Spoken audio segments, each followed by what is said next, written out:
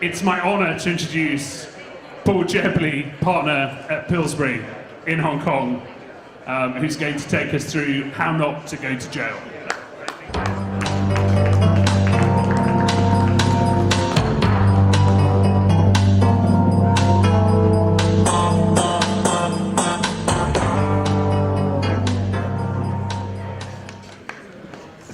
Good morning, everyone. Morning. Don't move. I'll be done in 20 minutes, and this won't hurt too much. And in the next 20 minutes, I will do my best to ensure that no one in this audience hears those words from their prison cellmate anytime soon. There are many ways to go to jail. If you need me to tell you not to murder, however, you've probably come to the wrong conference. This particular presentation is brought to you by the letters F, C, P, and A, the Foreign Corrupt Practices Act, which in turn can be brought to you wherever you are by the good men and women of United States law enforcement.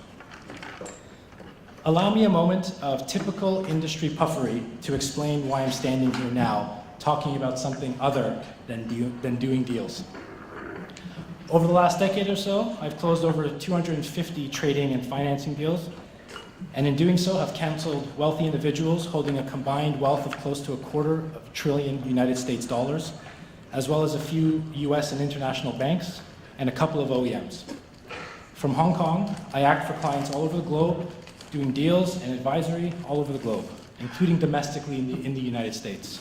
So, yay for me. I also have a degree in criminology and began working in the Canadian criminal justice system, including on the criminal defense side. And today, I work closely with my firm's top-rated and really badass white-collar defense practice, including, most recently, in the context of, you guessed it, business aviation. So, I've seen a lot of stuff, but I've never, ever seen a better artist rendering that captures the very essence of business jet sales than this. Okay, you guys are a bit too quiet here. I need some audience participation, okay? When I say money, money, money, money, money, you say money. Money, money, money, money, money. Money. Some people got to have it. Some people really need it. Bad things. Bad things. So goes the theme song to President Trump's newest reality TV show, The Business Jet Apprentice. It's a great picture, right? And that ain't the owner. That looks to me like a very happy broker. After a very happy broker. I agree. After a back-to-back to back-to-back to back-to-back to back-to-back to back-to-back to back-to-back sale. Or perhaps it was meant to resemble a certain sales rep from a certain OEM that we will touch on later. FCPA risk for private aviation industry market participants are real and they're significant. This is a sector that operates in a particularly dangerous minefield for FCPA violations, which, as we'll see, can lead to penalties reaching into the tens of millions of dollars and even prison for individuals. This all results from a confluence of factors that are inherent in the very nature of a global industry that's built around an ecosystem of airborne opulence that rewards hyper-aggressive marketing and promotion, and where, to be brutally honest, as the record shows, the business ethics among some in the sector, including some of the biggest names, are, at times, questionable at best. Hand in hand. Compounding this all is the fact that so much new and used aircraft trading activity involves emerging economies, and that corruption in emerging economies generally go hand in hand, as you can see from this map, or any corruption risk index that you can find on the Google. Doing business in this industry in emerging markets often requires extensive interaction with government agencies, or most often, individuals who may be considered, quote, foreign officials under the US government's broad interpretation of that term for FCPA purposes, which we will talk about shortly. So, opportunities for FCPA-related business risk abound, especially in countries where there is a deep-seated cultural tradition of gift-giving and entertainment as an acceptable, if not a required, means of conducting business. Various factors such as cultural mores, historic business practices, and operational hurdles increase the risk of FCPA violations in emerging markets. For example, in Chinese and Saudi culture, I found the tradition of gift giving and entertainment as a sign of respect runs deep. Traditionally, when entering into new business relationships, the party in the weaker bargaining position sought to woo the other party to the negotiation table with gifts and/or entertainment. Given the many levels of bureaucracy in the PRC and Saudi companies, gift giving occurs at various levels of management. Further, across various industry sectors, providing kickbacks is a standard business practice. So let me ask you, is that corruption, or is that just doing business in China or Saudi Arabia? And let me ask you, who, other than the Chinese or the Saudis, is to say? Well, enter Team America, World Police, to save the world, or at least the US, from the tyranny of the foreign corrupt, or at least raise a little bit of money. The two long arms of US enforcement that are relevant here are the all-powerful Department of Justice, and for our purposes, to a lesser extent, except where you're talking about companies with US securities, the US Securities and Exchange Commission, the SEC. By the way, if you haven't seen this movie, it is an excellent satire that I highly recommend. Law and Order, Business Jet Unit. Let me make this clear so that there is no mistake about it. The business jet industry is firmly on the radar of the US Department of Justice.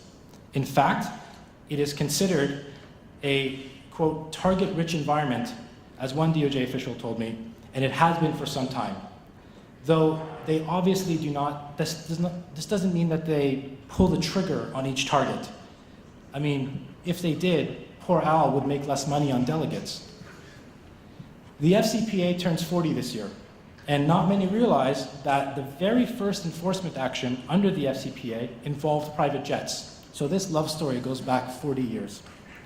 Specifically, it involved the sale of Gulfstream II aircraft that were secured through corrupt payments by a third-party agent of a leading aircraft manufacturer. Everyone got that? I said leading aircraft manufacturer, I didn't name them.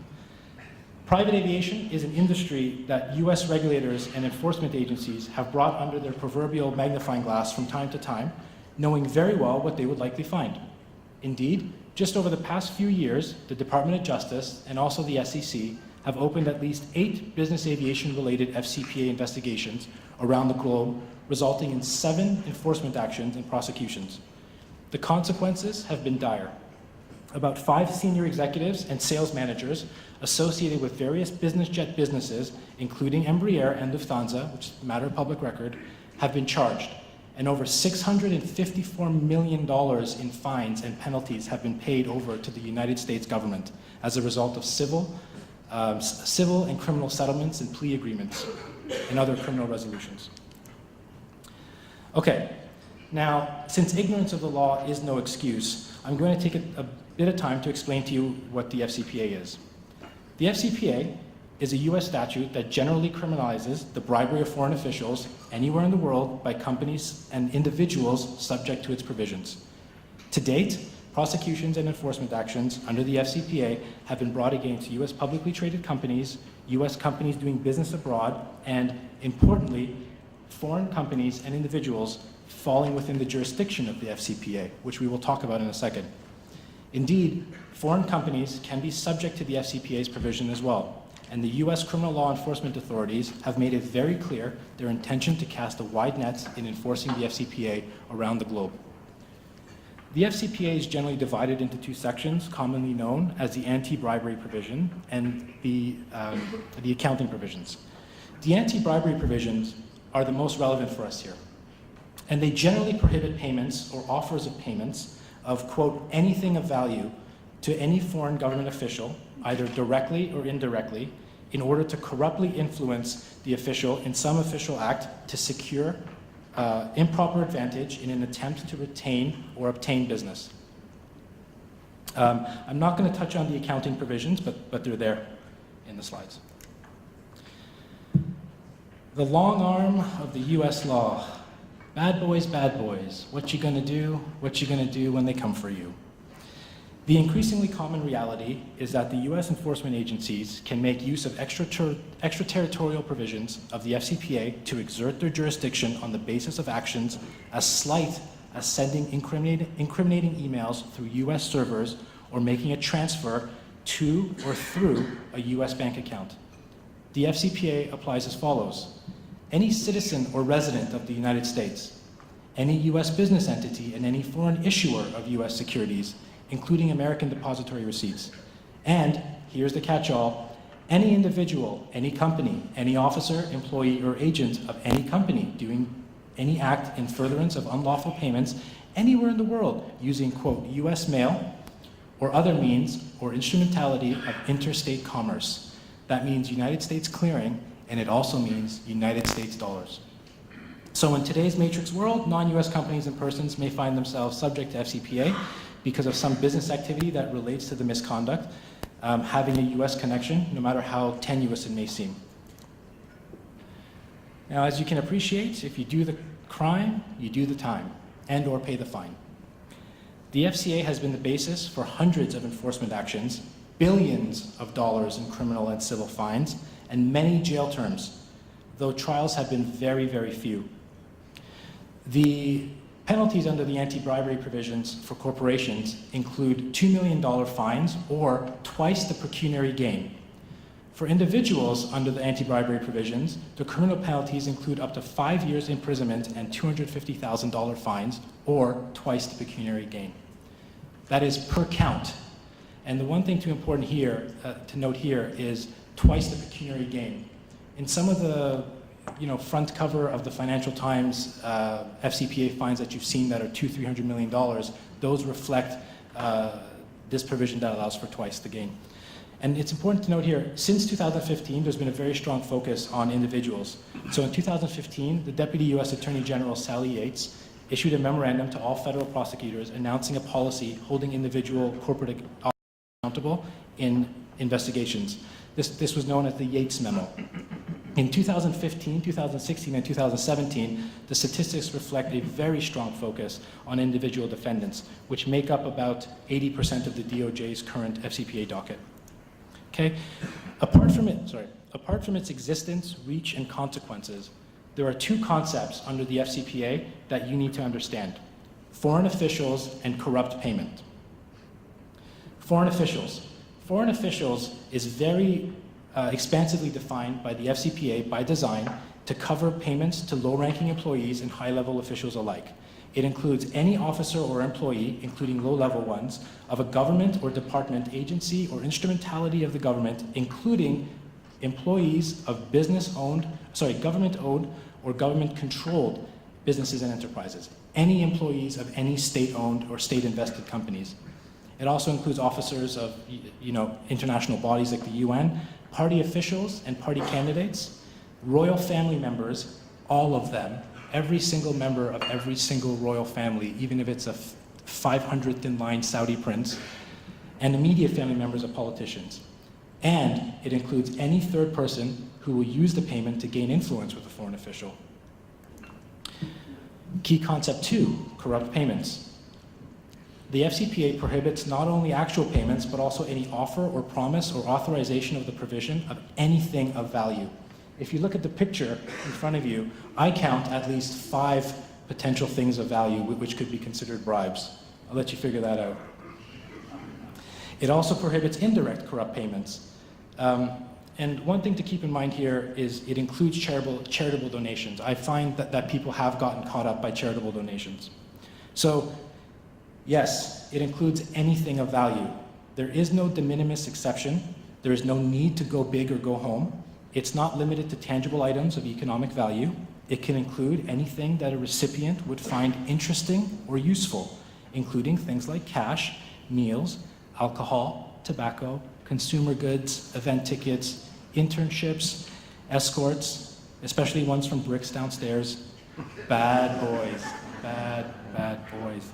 And so on, and so on, and so on. All right, how am I doing for time?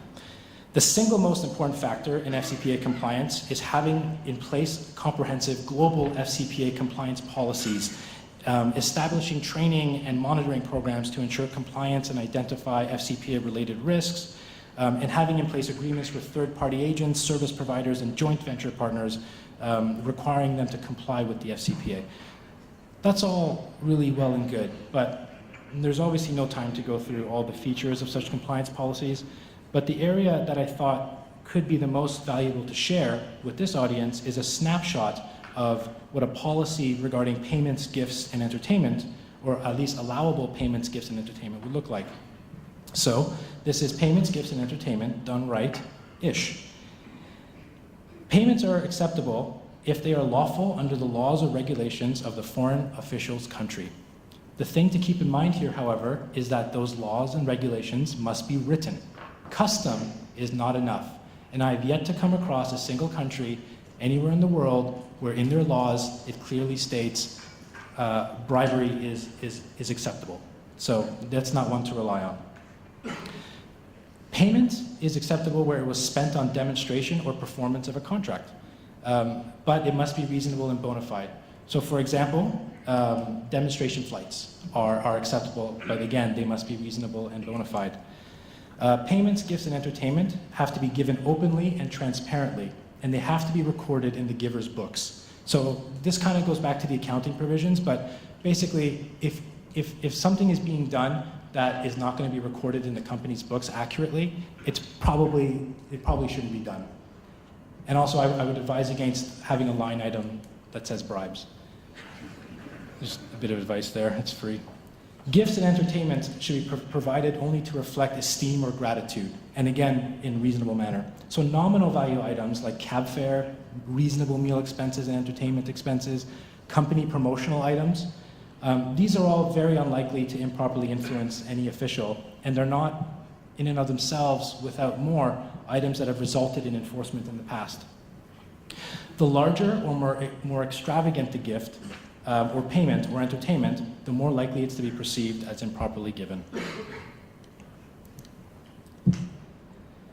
Okay, so it seems that I'm running out of time here, but I will not leave you without telling you of two very recent cases.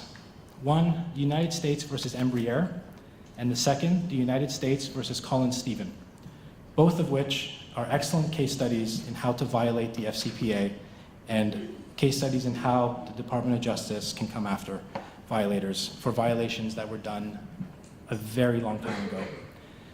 All the information I'm about to say is readily available on the Google, so I'm not saying anything that's not public. In 2016, Embraer resolved a parallel Department of Justice and Securities Exchange Commission FCPA enforcement action alleging improper conduct in the Dominican Republic, Saudi Arabia, Mozambique, and India. The net FCPA settlement amount paid by Embraer was $187 million.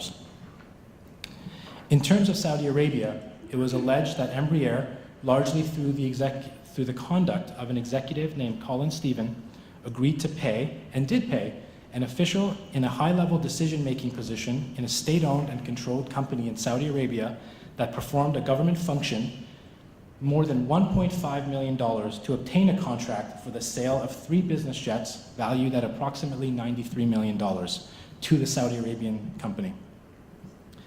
As part of this plea, Mr. Stephen, who's known to many of us, admitted that he engaged in a scheme to have Embraer pay bribes to a foreign official in exchange for assistance in getting an aircraft sales contract on favorable terms awarded to Embraer.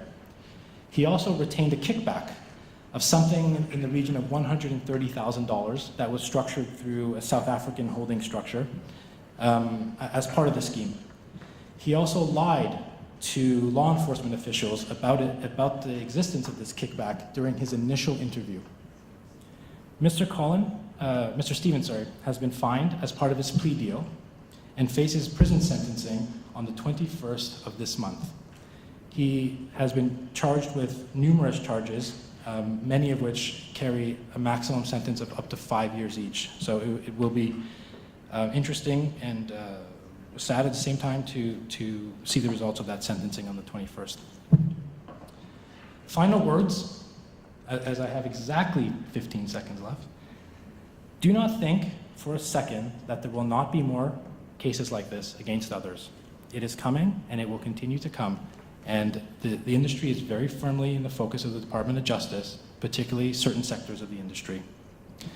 That's it. Thank you very much for your time. I'm happy to take questions.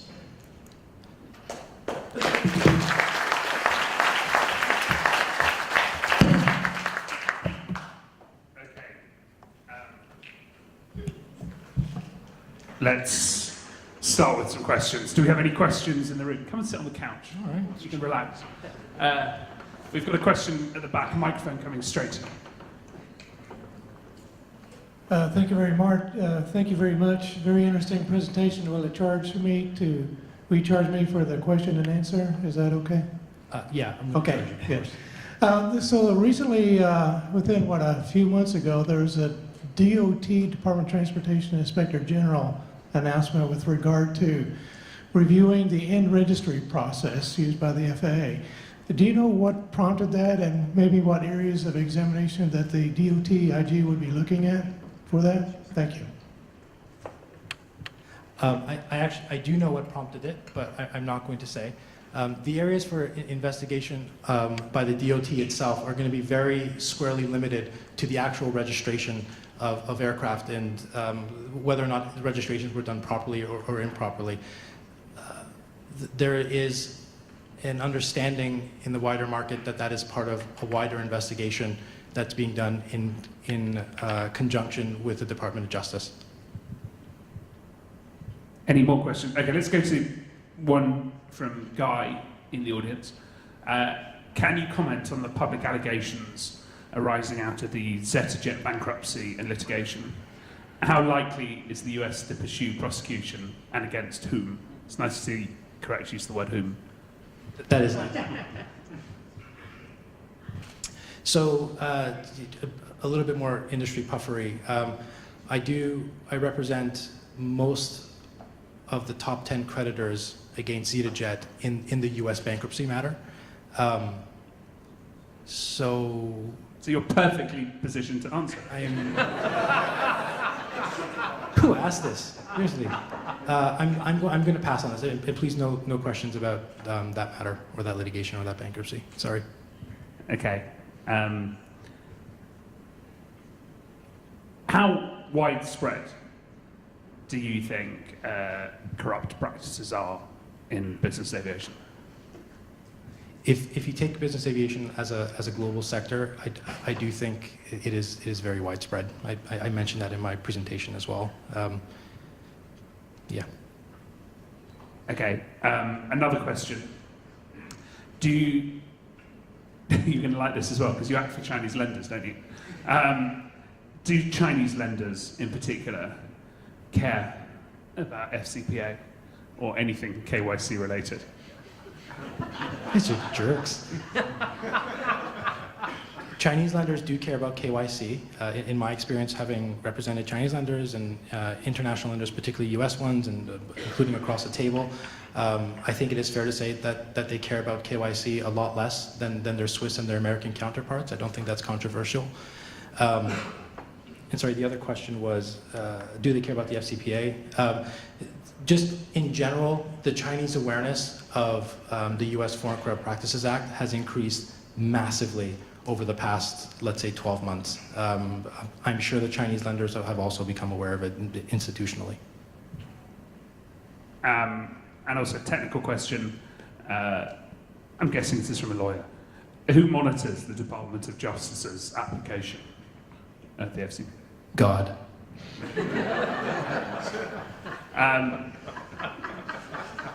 I'm beginning to think we're not getting, full answers here. Google it. Does anyone want to risk another question? Okay. So historically, we've always had one going. USA.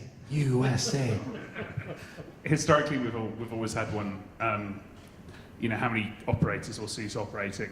How many cases will we see in the next 12 months?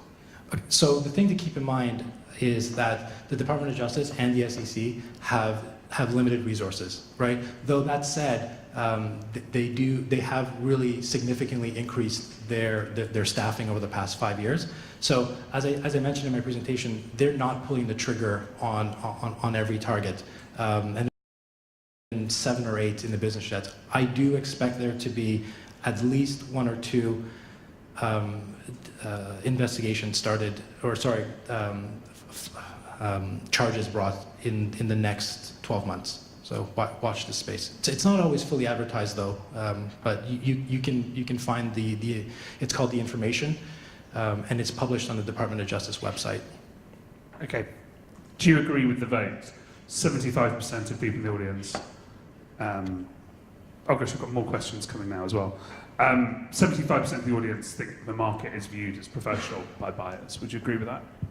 Yeah, absolutely. And in fact, I mean, I'm going to be careful what I say, but look, Colin was known to a lot of people in this room, and he was a consummate professional. Okay, so absolutely, the industry is very professional. That doesn't mean that the two are mutually exclusive. Okay, nice question from Vinit. Is trace certification something you would recommend for brokers? I'd recommend tracer bullets for brokers. But would you recommend, should we have certification? Yeah, absolutely. It's something that's been discussed for such a long time, and it's absolutely necessary. I mean, it is where we are today in an era of hyper transparency in most business sectors. Where we are today with the various veils are. Funny question. Sorry.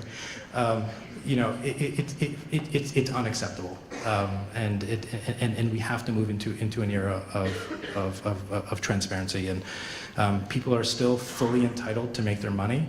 But you know, and also the other thing to point out, I'm not saying that back-to-back transactions are illegal. Okay, it's ethical, it's a matter for debate. But I just think, as an industry, in particular among the broker community, we do have to move toward maybe not hyper transparency, but much more transparency. So yes. And finally, your advice is to buy a Brazilian or Canadian product in Swiss francs using the San Marino register. Is that correct? Is this you, Dave? Mine's coming up. You know what? As I mentioned about jurisdictional means, they will always find a way. So if they want to come after you, whether it's emails that pass through U.S. servers or U.S. dollars clearing or United States, clearing,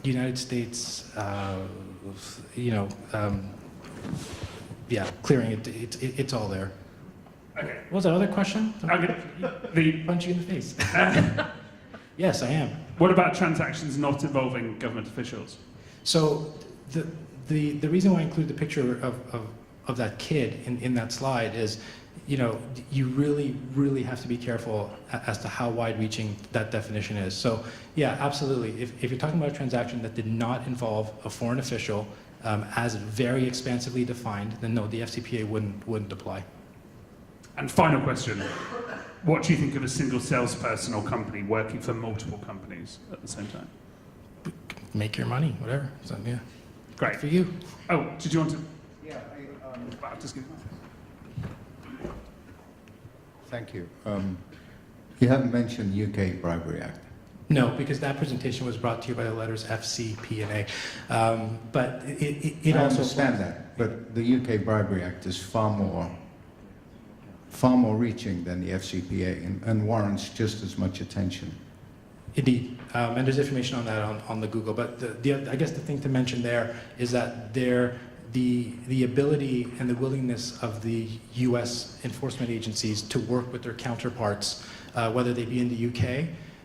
In the Embraer case, they work with their counterparts in the Dominican Republic, Saudi Arabia, and South Africa, is very far-reaching. But also, the Department of Justice has also made it clear that they are going to move away from layering of charges in multiple jurisdictions. So you will see one jurisdiction take the lead, and you're absolutely right. It is, yeah, the UK Bribery Act is in some ways further reaching, but I have to say, the enforcement of the FCPA by the DOJ and the SEC is far more robust and frankly scary. Okay, thank you very much. Thank you, Paul. Thank you. Sorry, I've just realised there's one question we didn't answer. Someone was asking if it was really Pillsbury's aircraft, and it is. It's a fascinating transaction. They bought it from an Iranian airline, all in cash. It was a brilliant deal. Thanks, Paul. Thank you.